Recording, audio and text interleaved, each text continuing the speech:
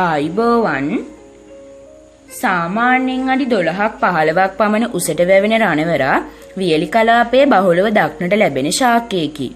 රණවරා ශාකය පහසුවෙන් ගෙවත්තක වගා කරන්න පුළුවන්. මේ දේශීය වෙදකමේ බහුලව ප්‍රයෝජනයට ගන්නවා. රණවරා ශාකයේ පංචාංගයම ප්‍රයෝජනයට ගන්නවා. රණවරා කොළ මැල්ලුමට සලාදයට කැඳට යොදා ගන්නවා. දළුකොළ සම්බෝලයෙන් ඉතා වැදගත්. රුධිරයේ සීනි මට්ටම පාලනය කිරීමට, අධිරුධිර පීඩන මට්ටම පාලනය කිරීමට, චර්ම රෝග මර්ධනය කිරීමට, මුත්‍රා රෝග පාලනය කිරීමට, සිරුර සිසිල් කිරීමටත් මෙය යොදා ගන්නවා. ඒ වගේම බඩේ දැවිල්ල සහ බඩේ උෂ්ණත්වය පහව යැවීමේ විශේෂ හැකියාවක් මේ රණවරා ශාකයට තිබෙනවා. සෙම්පිත් සමනය කිරීමේ විශේෂ ශක්තියක් තිබෙනවා. සමය පැහැපත් බව වර්ධනය කිරීමේ බලයක් පවතිනවා. මුත්‍රා පද්ධතියේ ඇතිවන රෝග සඳහා මේ විශේෂ ඖෂධයක්.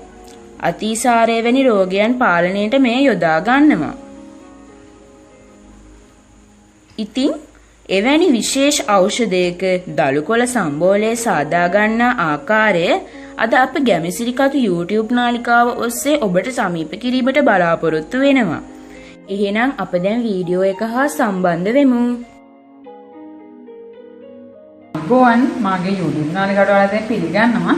මම අද ඔයාලට කියලා දෙන්න හදන්නේ රසවත් ගුණවත් රණවර සම්බෝලය නිවසේදී හදාගන්නේ කොහොමද කියලා.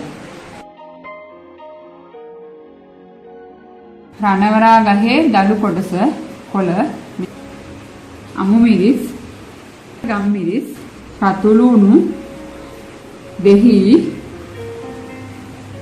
දාගත්තු පොල් ලුණු හැමදාම කියනවානේ මොන දේ ආහාරයට ගත්තත් මේ වගේ කුමීන් ඉන්නවා පිටිමකුණු ඉන්නවා කියලා. මෙන්න තියෙනවානේ පිටිමකුණු. මම ඔයාලට පෙන්නන්නම තමයි මේක ගෙනාවේ. මෙන්න මේ වගේ පිටිමකුණු අයින් කරන්න ඕන නිසා තමයි අනිවාර්යෙන් මේ කොළ දෙපාරක් තුන් පාරක් හොද ගන්න ඕනේ. ඉතින් දැන් අපි බලමු මේක හදා ගන්න ආකාරය. මේ ආකාරයෙන් කොළ ටික සුද්ධ කරගන්න.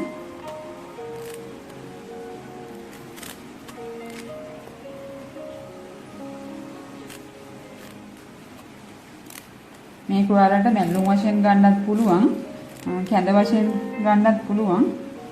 මම නම් අද සම්බෝලයක් තමයි ඔයාලට කියලා දෙන්න හදන්නේ. මේකත් නිතර නිතර ආහාර ගන්න මුත්‍රා රෝග වලට ගොඩක් හොඳයි. අම පැහැපත් වෙනවා, තරුණ බව රැකෙනවා. මම දැන් මගේ කොළ ටික හොඳින් ලුණු දාලා හොදගෙන ඉවරයි. මෙන්න මේ ආකාරයෙන් හොඳින් මේ මිරික ගන්න ඕනේ. මොකද නැත්තම් මේකේ වතුර ගතියක් තියෙනවා. මම දැන් මේක හීනෙකට කපා ගන්න යන්නේ.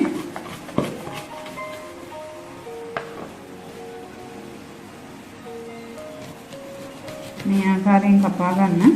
මේක මලවනකොට කපන්න ඕනේ නැහැ. කොළ පිටින් මලවන්නත් පුළුවන්.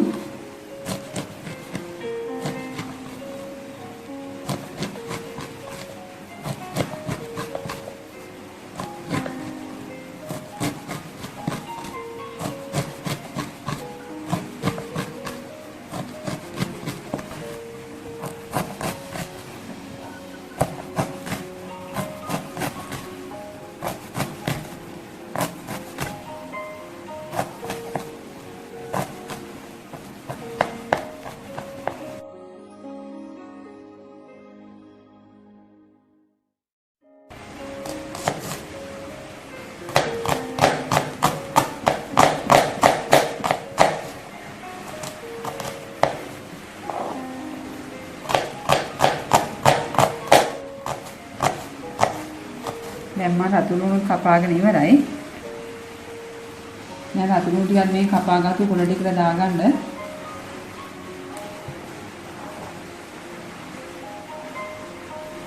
අමු මිරිස් හීනට කපා ගන්න.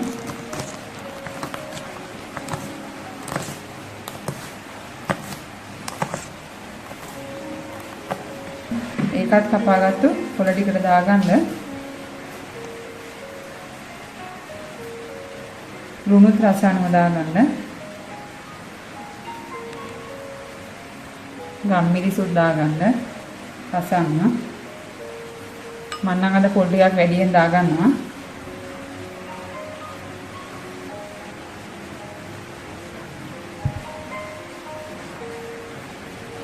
දෙහි ස්වල්පයක් දාගන්න. මගේ සම්බෝලේ හොඳින් අනා ගන්නවා.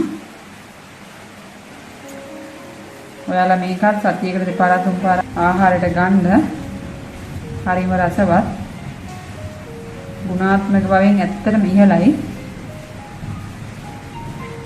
මේවා අපේ අතරින් බැහැර වෙලා තියෙන්නේ. ඉතින් යාළුවනේ මගේ දැන් සම්බෝලේ හදාගෙන ඉවරයි. නැවතත් අලුත් වීඩියෝකින් හමු වෙමු. ඔයාලට සුබ දවසක්.